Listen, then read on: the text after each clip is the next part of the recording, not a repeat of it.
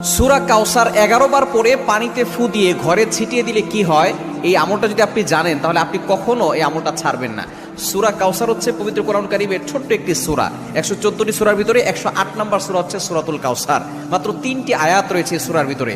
যদিও সূরাটি ছোট্ট, তবে এর ফজিলত অনেক বেশি।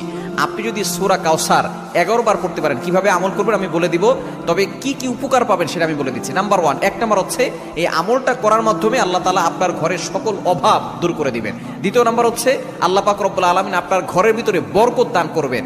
এবং 3 নাম্বার হচ্ছে দুশ্মন থেকে আল্লাহ তাআলা আপনাকে মুক্তির ব্যবস্থা করে দিবেন।